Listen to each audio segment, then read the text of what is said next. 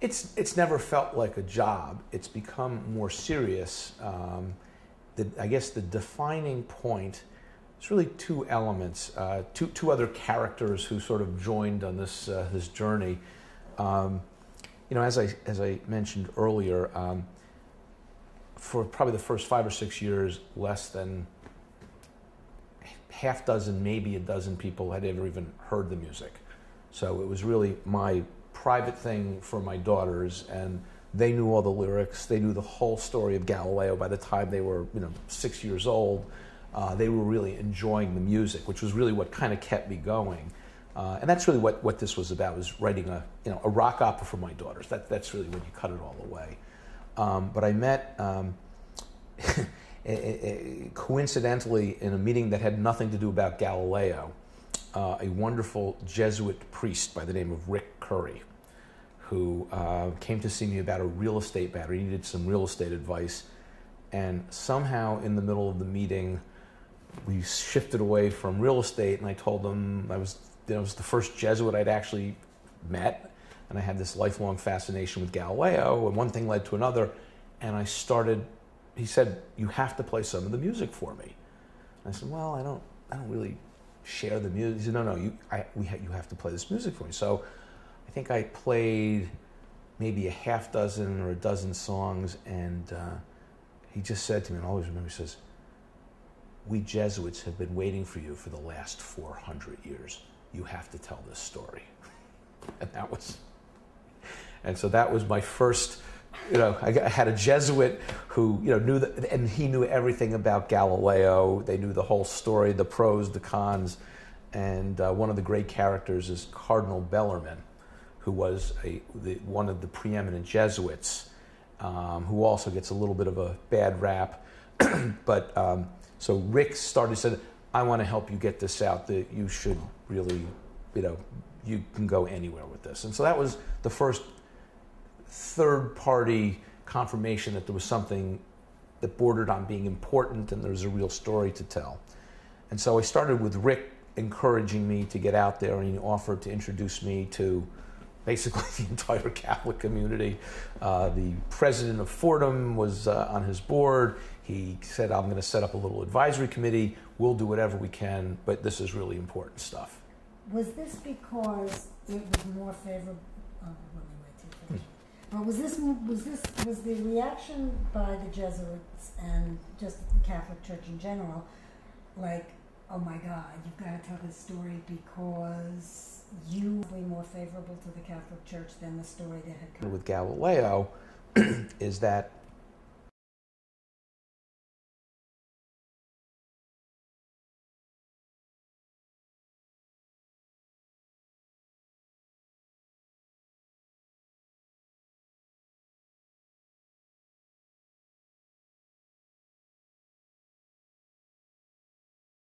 narrative in the consciousness of the public. And it's not that the public isn't interested, but it's a very complex, you have to be willing to get pulled into all of these layers. But I think it was really, what really turned my mind about doing this, actually, I have to go back and we'll maybe redo this. I can tell you exactly when. You can keep it rolling, Rob, but I forgot about Doran Weber, because Doran was really the one who encouraged me. Okay, so let me just ask you a question and you can go right into it. So in addition to the Jesuit priest who was intrigued by your take on the story and the music and encouraged you to do it, was there anybody else who initially was instrumental in? Yeah, I think, yes, actually, the first time I took it seriously was right around the time that we were creating the Tribeca Film Festival. So this is going back to shortly after September 11th. One of the people that was interested in the Tribeca Film Festival was a fellow by the name of Doran Weber from the Alfred P. Sloan Foundation. And Jane, my wife, and Jennifer McGuire, who's the president of the festival, had lunch with Doran, and somehow the topic of Galileo came up. And Jane called me and says, "You have to meet with Doran Weber. This is exactly what the Alfred P. Sloan Foundation does. He loves the idea." And so it took a while, but I finally had a meeting with Doran, and played him some of the music. And he said, look, this is something that we would love to support. And they, in fact, had supported David Sobel in doing Galileo's Daughter. Proof was one of their projects. Copenhagen, QED. So anything that has a popularization of science as a theme is the kind of project that the Alfred P. Sloan Foundation likes to support. What was really a transformational moment occurred when I was meeting with Doran, and the head of the Alfred P. Sloan Foundation, a scientist / mathematician by the name of Ralph Gomery, who also was a Galileo buff.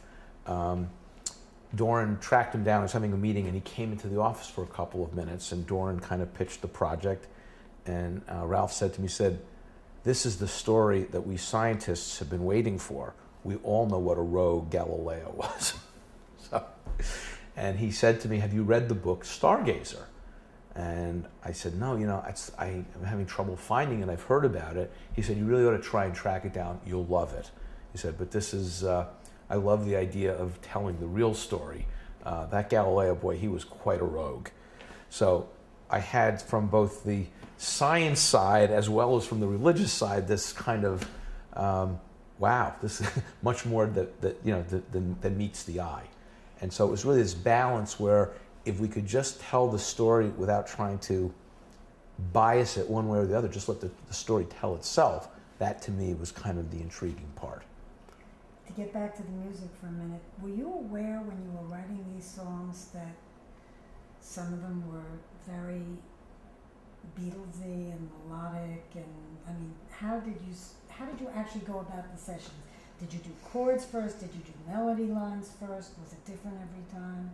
How did this work? It was different every time. I happen to live in an apartment that is right over where John Lennon used to live, and so the Beatles spirit, is with me every day, whether I'm looking out my window at Strawberry Fields or just walking through my building. But it was very much Lennon. It wasn't so much, it was the Beatles, but it was really always the spirit of John Lennon. And as it turns out, both Joe and Alan are huge Beatle fans also. So whenever we were doing a recording session, it inevitably broke down into doing sort of the spontaneous Beatle karaoke with Alan playing, just the guitar. The Beatle harmonies were very much a collaborative, but because we were all such students and fans of the Beatles, there's definitely a Beatle influence, and literally song by song, you can say that was kind of influenced by some of the Beatle harmonies, and but it was definitely a conscious element. I like to think that it's not too derivative, but more inspired by. It was always, some of them even, when we talk about that bridge from Head of a Pin, it was very much kind of like White Album-y type of, sentiment where you're doing, whether it's Rocky Raccoon kind of tempos. But the Beatles sound tended to be more involved in, some of the melodies and some of the arrangements. But obviously there's a fairly significant amount of reliance on minor chords where the expectation would be a major chord, we kind of put in a minor. And I think that coupled with some of the open G tuning voices kind of gave it a distinctive sound. Also, I think there's some Bowie in there, there's some Queen in there, there's some Motown in there. I mean, it sort of runs the gamut, It's a wide palette that these songs are on. At what point did you then decide to do a treatment and really treat this as a rock opera? Well, when Doran Weber encouraged me, he said, I really would like you to try and get me something. We would love to be involved in this and support you. It probably took me another year to pull a treatment together, and I actually worked with a dramaturg, a young dramaturg, who came in and helped me organize the songs and create a storyline. And that process probably took a year, and I think it probably wasn't close till the summer of 2000 that I actually got a treatment ready to submit to Doran. No, I take it back. Let me redo that, because it was after, must have been the summer of 2002 when I finally got a treatment pulled together. So I met Doran in late 2001 after September 11th, and was it 2000? I take it back, I think it was 2003. So I don't think I pulled the treatment together until 2003. When was the performance at the Asia House? That would have been in November of 2004. Okay, so wait a minute. Wait, when did you hear it? I got to think of my dates. 2003? Yeah, let me go back a second. I got to think of my dates. The first Tribeca Film Festival was 2002. in 2002. Right. So I must have heard it by the end of the spring or summer of 2003. I think you're right. I got to go look at the date. Yeah. I mean, we have right. a program. Yeah, no, I can figure it out. But, okay, what I'm basically getting to is the first live performance of any of this material was at Asia House. Was that because of Doran? Let me come back, because I'll do the Irwin right. Kula part. Okay, so there's three characters. There's Doran, all right, so we have Rick, the Jesuits, we have the scientists, and now we have the rabbi. We get the rabbi. Okay, so now we have a construct of how we build, how we came. Well, we got religion into it with the Jesuits. How did we get the other religion? Let me just think of when I met Irwin. Okay, so I'm assuming it's 2003. Okay. I just sort of somewhere in the summer of I met Rabbi Irwin Kula. I believe it was sometime in the spring of 2003, and I had been a fairly non-observant Jew. Kind of always been somewhat spiritual, but never organized religion just wasn't my thing. However, when I met Irwin at a dinner party, it was the first time I ever really clicked with a rabbi. And if you had said to me back then that one of my closest friends in the world would be a one-armed Jesuit and then an Orthodox rabbi, I would have looked at you and said, what drug are you taking? That's one of the wonderful things about this project, is so many unexpected things have happened.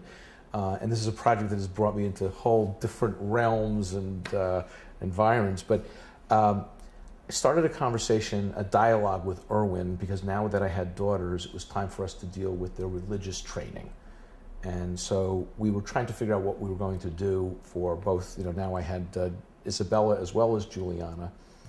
And started up just a couple of meetings with Irwin where this project came up, and I started telling him, similar to the meeting I had with Rick Curry, I've been working on this project about Galileo, and he said, oh, tell me more, that's really interesting. So I started telling him the story, and Irwin has a whole take on the world about how there are partial truths to every story, and that it's never black or white. And so he was interested in this take, and he said to me, can I hear some of the music? And I said, well, I don't really play it for people, but, he said, no, I'd really like to hear the music. So I played him, started off, I thought I'd play him a couple of songs. I think he ended up there and probably listened to close to an hour's worth of the music. And he was really taken back. He said to me something which to this day I still haven't really been able to process. He said, do you know how important this is? And to me, I never thought of it as important. I never thought of it as anything other than something I did. He said, this is incredibly important. This is exactly one of the reasons that we have problems, is people are unwilling to accept there's always another side to the story. And he said, I really would like you to continue. Let me think about it.